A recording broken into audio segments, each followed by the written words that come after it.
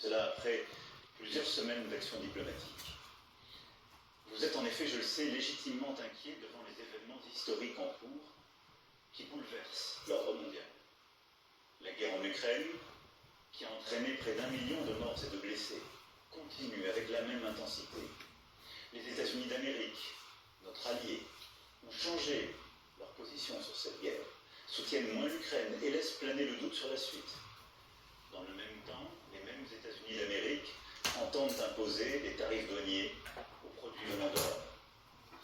Enfin, le monde continue d'être sans cesse plus brutal et la menace terroriste ne faiblit pas. Au total, notre prospérité et notre sécurité sont devenues plus incertaines et il faut bien le dire, nous rentrons dans une nouvelle ère. La guerre en Ukraine dure maintenant depuis plus de 3 ans. Nous avons, dès le premier jour, décidé de soutenir l'Ukraine et de sanctionner la Russie. Et nous avons bien fait. Car c'est non seulement le peuple ukrainien qui lutte avec courage pour sa liberté, mais c'est aussi notre sécurité qui est menacée. En effet, si un pays peut envahir impunément son voisin en Europe, alors personne ne peut plus être sûr de rien. Et c'est la loi du plus fort qui s'applique, et la paix ne peut plus être garantie sur notre continent même. L'histoire nous l'a enseigné. Au-delà de l'Ukraine, la menace russe est là et touche les pays d'Europe, nous touche. La Russie a déjà fait du conflit ukrainien un conflit mondial. Elle a mobilisé sur notre continent des soldats nord-coréens, des équipements iraniens, tout en aidant ces pays à s'armer davantage. La Russie du président Poutine viole nos frontières pour assassiner des opposants, manipule les élections en Roumanie, en Moldavie. Elle organise des attaques numériques contre nos hôpitaux pour en bloquer le fonctionnement. La Russie tente de manipuler nos opinions avec des mensonges diffusés sur les réseaux sociaux. Et au fond, elle teste nos limites. Elle le fait dans les airs, en mer, dans l'espace et derrière nos écrans. Cette agressivité ne semble pas connaître de frontières.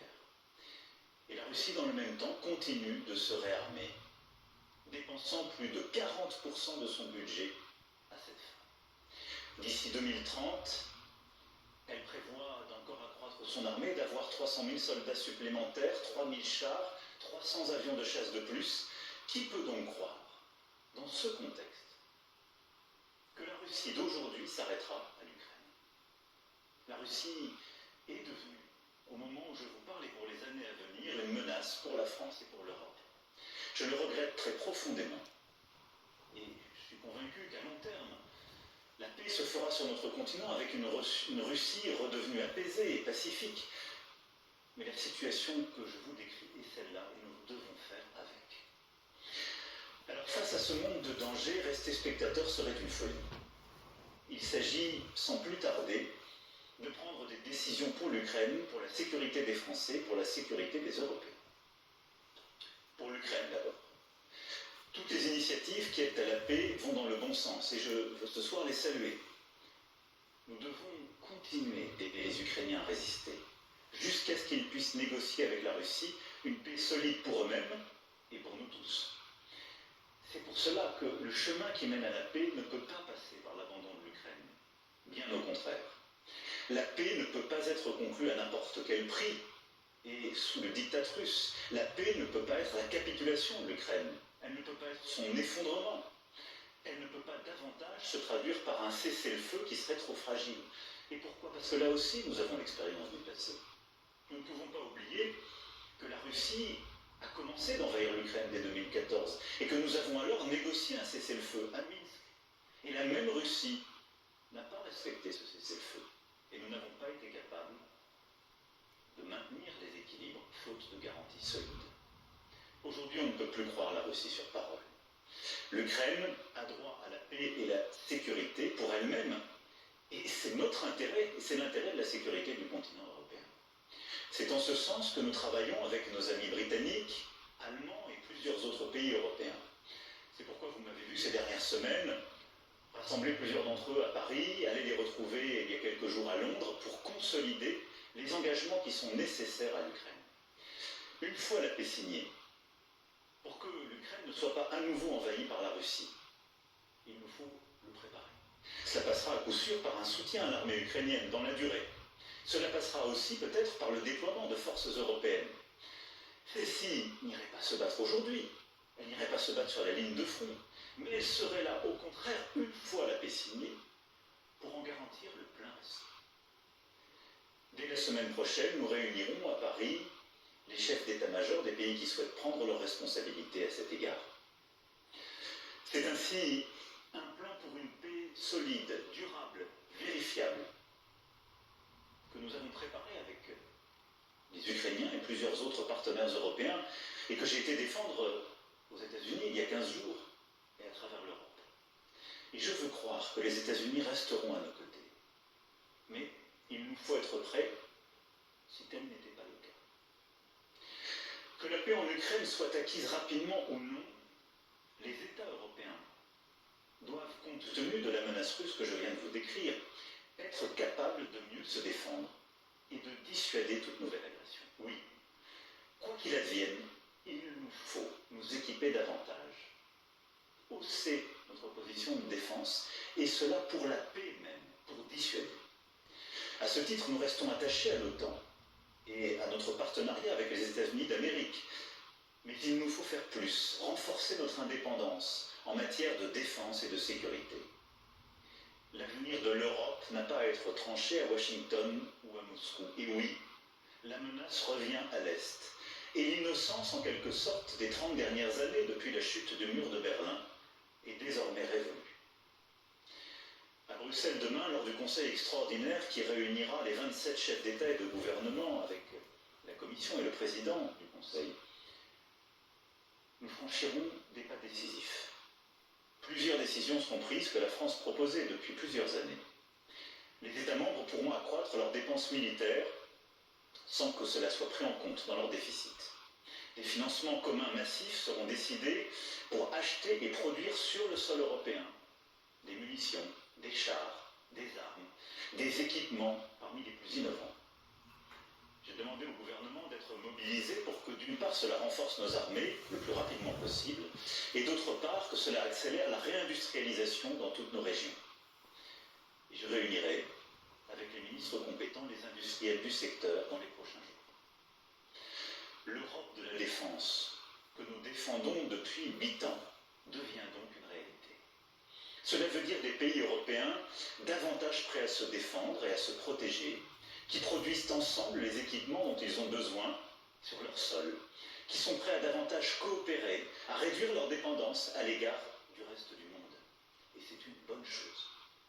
L'Allemagne, la Pologne, le Danemark, les États baltes et nombre de nos partenaires ont annoncé des efforts inédits en matière de dépenses militaires. Alors, dans ce temps de l'action qui s'ouvre enfin, la France a un statut particulier. Nous avons l'armée la plus efficace d'Europe. Et grâce au choix fait par nos aînés après la Deuxième Guerre mondiale, nous sommes dotés de capacités de dissuasion nucléaire. Ceci nous protège beaucoup plus que nombre de nos voisins. Et de plus, nous n'avons pas attendu l'invasion de l'Ukraine pour faire le constat d'un monde inquiétant. Et à travers les 2 lois de programmation militaire que j'ai décidées et que les parlements successifs ont votées, nous aurons doublé le budget de nos armées en presque 10 ans. Mais compte tenu de l'évolution des menaces, de cette accélération que je viens de décrire, nous aurons à faire de nouveaux choix budgétaires et des investissements supplémentaires qui sont désormais devenus indispensables. J'ai demandé au gouvernement d'y travailler le plus vite possible. Ce seront de nouveaux investissements qui exigent de mobiliser des financements privés, mais aussi des financements publics, sans que les impôts ne soient augmentés. Pour cela, il faudra des réformes, des choix, du courage. Notre dissuasion nucléaire nous protège. Elle est complète, souveraine, française de bout en bout. Elle a, depuis 1964, de manière explicite, toujours joué un rôle dans la préservation de la paix et de la sécurité en Europe. Mais répondant à l'appel historique du futur chancelier allemand, j'ai décidé d'ouvrir le débat stratégique sur la protection par notre dissuasion de nos alliés du continent européen. Quoi qu'il arrive, la décision a toujours été et restera entre les mains du président de la République, chef des armées. maîtriser notre destin, devenir plus indépendants, nous devons y œuvrer au plan militaire, mais aussi au plan économique. Oui, l'indépendance économique, technologique, industrielle et financière sont des nécessités. Nous devons aussi nous préparer à ce que les États-Unis décident de tarifs douaniers sur les marchandises européennes, comme ils viennent de le confirmer à l'encontre du Canada et du Mexique. Cette décision incompréhensible, tant pour l'économie américaine que pour la nôtre, aura des conséquences sur certaines de nos filières. Elle accroît la difficulté du moment, mais elle ne restera pas sans réponse de notre part. Alors, tout en préparant la riposte, avec nos collègues européens, nous continuerons, comme je l'ai fait voilà 15 jours, à tout tenter pour convaincre que cette décision nous ferait du mal à tous. Et j'espère, oui, convaincre et en dissuader le président des États-Unis d'Amérique. Au total, le moment exige des décisions sans précédent depuis bien des décennies. Sur notre agriculture, notre recherche, notre industrie, sur toutes nos politiques publiques, nous ne pouvons pas avoir les mêmes débats que naguère. C'est pourquoi j'ai demandé au Premier ministre et à son gouvernement, et j'invite toutes les forces politiques, économiques et syndicales du pays à leur côté, à faire des propositions à l'aune de ce nouveau contexte. Les solutions de demain ne pourront être les habitudes d'hier. Mes chers compatriotes, face à ces défis et ces changements irréversibles, il ne faut céder à aucun excès. Ni l'excès des va-t-en-guerre, ni l'excès des défaitistes. La France ne suivra qu'un cap, celui de la volonté pour la paix et la liberté, fidèle en cela à son histoire et à ses principes. Oui, c'est ce en quoi nous croyons pour notre sécurité, mais c'est ce en quoi nous croyons aussi pour défendre la démocratie, une certaine idée de la vérité, une certaine idée d'une recherche libre, du respect dans nos sociétés, une certaine idée de la liberté d'expression qui n'est pas le retour des discours de haine, au fond une certaine idée de l'humanisme. C'est cela ce que nous portons et qui se joue. Notre Europe possède la force économique, la puissance et les talents pour être à la hauteur de cette époque. Et que nous nous comparions aux États-Unis d'Amérique et a fortiori à la Russie, nous en avons les moyens. Nous devons donc agir en étant unis en Européens et déterminés à nous protéger. C'est pourquoi la patrie a besoin de vous, de votre engagement. Les décisions politiques, les équipements militaires, les budgets sont une chose, mais ils ne remplaceront jamais la force d'âme d'une nation. Notre génération ne touchera plus les dividendes de la paix. Il ne tient qu'à nous que nos enfants récoltent demain les dividendes de nos